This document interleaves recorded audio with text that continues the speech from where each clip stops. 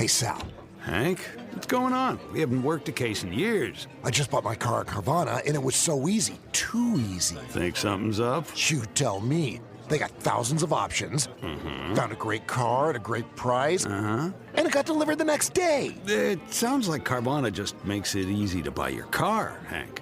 Yeah, you're right. Case closed. Buy your car today on Carvana. Delivery fees may apply. Sierra has all the best active and outdoor brands you need. From athletic stuff, like a full court pickup game, swish, to athlete-ish stuff, like a half-mile stroll. Get those steps in. And for morning hikes up the mountain trail, good pace. To nighttime ghost stories from the camping chair. What a twist. Whatever level of active, Sierra loves it all. Head to Sierra or Sierra.com for the brands you want at the prices that let you do it all. From athletic to athlete-ish, Sierra's got it. This is Optimal Living Daily, a new approach to goal setting. And why is time management so important? Both by Chalene Johnson of ChaleneJohnson.com. And I'm Justin Malik, your narrator. Sometimes I share 2 articles in one episode, and that's the case today. So let's get right to them and continue optimizing your life. A new approach to goal setting by Chalene Johnson of ChaleneJohnson.com. Goals. A goal is anything you want to achieve or obtain in your life. Most people are afraid of big goals because they seem too large to complete. Some people have tried to complete big goals in the past and have met resistance or even failure, and for that reason, they aren't ready to try again. Big goals are typically based on things we see, like wanting a house or a car, and are very specific examples of visual success. But what if we could set goals another way? Instead of wanting what other people have or what we see on television, what if we could set goals based on how that process and achievement would make us feel?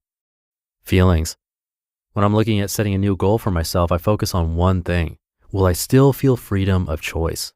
I want to always feel in control of the choices I can make, so making sure I feel freedom of choice no matter the goal is important to me. Instead of thinking about what the goal will get you, like a car or a house, try thinking about what you want to feel or what needs to be met in order to feel happiness. Happiness is a little general, but it's a good starting point. In my life, I want to always have the feeling that I have freedom of choice. If a goal or situation comes up, I ask myself if I will still feel freedom of choice if I do that thing. If the answer is no, then it will detract from my happiness and isn't a good option for me. It helps me think of the phrase, I need to feel blank in order to feel happiness. You already know what you need to feel happy, and putting your goals in terms of happiness will make them easier to set and achieve. Goal setting. Now that you know what you need in order to feel happiness, it's time to start setting goals. Focus on how the goal would affect you based on the I need to feel statement. When you're working on your goals, it's important that you don't focus on money or status, just on your feelings in your life. A useful phrase would be, would saying yes give me a feeling of blank? The blank here is the blank in the previous step and is individual to you. This only works if you're truly honest about everything. It won't work if you aren't, because you need to be true to yourself and about what you really want. Excuses are easy for us to come up with, reasons to go for the goal despite it not bringing us joy. Excuses only move us away from happiness and won't work in the long run. This also works for those tough life decisions. In order to make difficult decisions and push your life in the direction you desire, you need to use that I need to feel statement as a qualifier. This is your guiding principle to measure your decisions against. It's important to be honest with yourself here as well, because the decision is already tough. You don't want to steer your life in the wrong direction by being dishonest with yourself. Why is time management so important? By Chalene Johnson of ChaleneJohnson.com. Time management can be tough because it seems like there's always something that needs to be done. How do we decide what has to get done today and what can wait until tomorrow? How do we make something a priority and ensure it gets completed? I'll be the first to admit that time management is difficult, especially in the digital world we live in. Everything is beeping and buzzing, demanding our attention. So what comes first and what can wait? Let me outline it for you and hopefully help you structure your day so you get more completed and reduce those distractions. Recognize destination procrastination. Destination procrastination is anything you do or go to that feels productive but really isn't. A big one is social media like Facebook, but Others include podcasts, tidying the house, or answering email. All these things feel productive, but are actually distractions because they aren't a top priority. Recognize what you do to distract yourself so that you can stop doing it and set aside time for these tasks. A big one for me was emails and phone calls. Once I realized I was spending lots of time on them, I built windows into my day to check in and others to silence them so I could focus on something else. To-do lists. If you want to get better at time management, to-do lists are a must. So many people think that they can't go back to paper and pen because we live a digital life, but they're so wrong. Writing down your daily tasks and events connects you to the list in a way tapping on a screen can't. Using your hand and pen to write out your day will let your brain think through what needs to be accomplished and will let you prioritize your tasks. I write out my list each night before bed, and in the morning take a photo of it and put it in my to-do list app on my phone. That way I always have it to reference. Another great tip is to make your to-do list app the only app on your home screen. Then whenever you check your phone, it's seen first and redirects your attention. The best approach to to-do lists, in my opinion, is to write out your top 3 tasks of the day and then follow up with 3 to 5 secondary tasks you'd like to accomplish. Those top 3 are the highest priority and will be focused on first. Then if you have more time, you can try to knock 1 or 2 more off the list. Accountability. A big part of time management is holding yourself accountable not only to the tasks of the day, but to the whole process. Tell someone of your new plans so they can help hold you to them. If you feel like you have to answer every email and phone call as soon as it comes in, change your availability and announce it to everyone with an email and your voicemail message.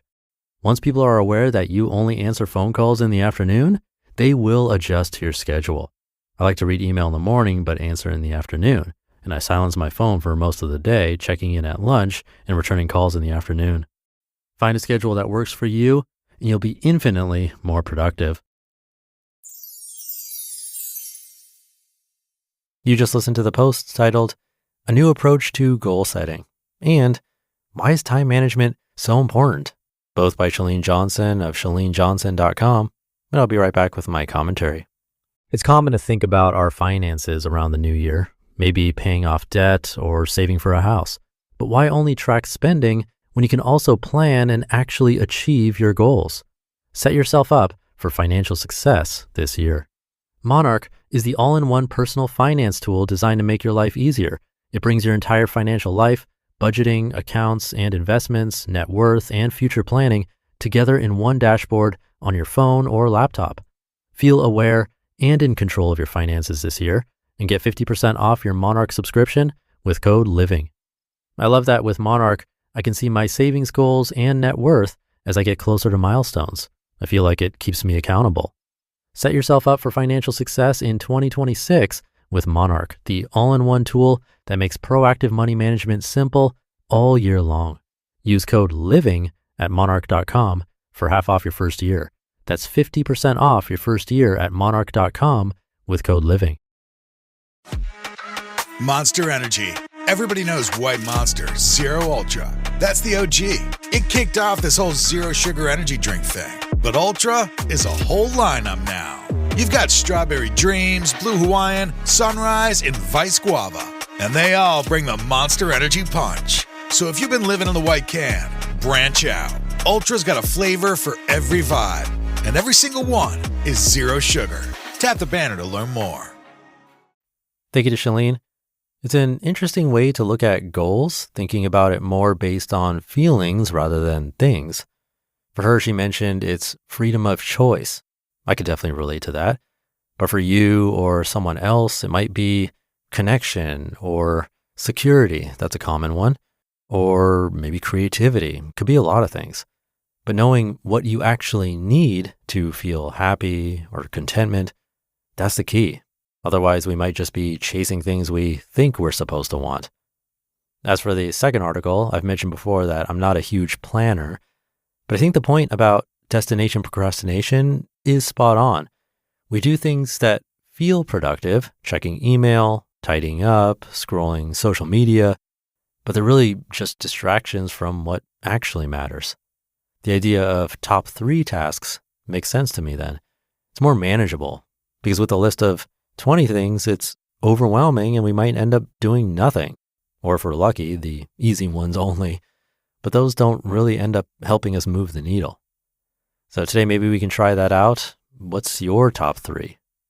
With that, thank you for being here. An extra thank you if you've shared this show with someone else.